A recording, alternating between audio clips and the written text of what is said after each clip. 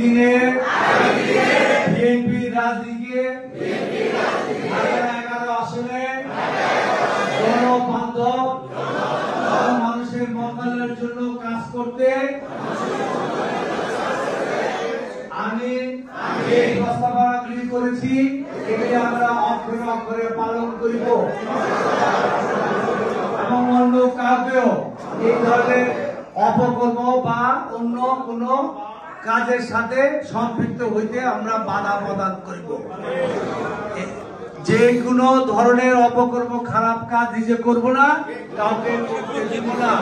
আল্লাহকে হাজির নাজির জেনে তারেক রহমানের নেতৃত্বে আগামী দিনে বিএনপি ইনশাআল্লাহ ক্ষমতায় নেওয়ার জন্য আমরা নিজেরা জনবান্ধব হব, কর্মী বান্ধব হব, মানুষের মঙ্গলের জন্য কাজ করব।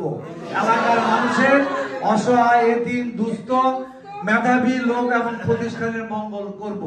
আমরা অন্যায় করব না, কেউ করলে আমরা এটা দলীয়ভাবে প্রতিরোধ করব এবং সকলে মিলে। এবং আমরা বিশ্বাস করি আমরা ঐক্যবদ্ধ থাকলে হাসিনা বিদায় হয়ে গেছে, কোন স্বৈরাচার কোন দূষক টিকে থাকবে না। আগামী দিনও আমাদের মধ্যে আমাদের বাইরে কোন স্বৈরাচার দূষক চাঁদাবাদ সন্ত্রাসী থাকবে না। ইনশাআল্লাহ আল্লাহ আমাদের কামিয়াব করুন এবং আমরা সকলেই একটা দৃষ্টান্তমূলক বিএনপি আমরা ঢাকা 11 আসনে প্রতিষ্ঠা করব। আলহামদুলিল্লাহ, আমিন আমিন।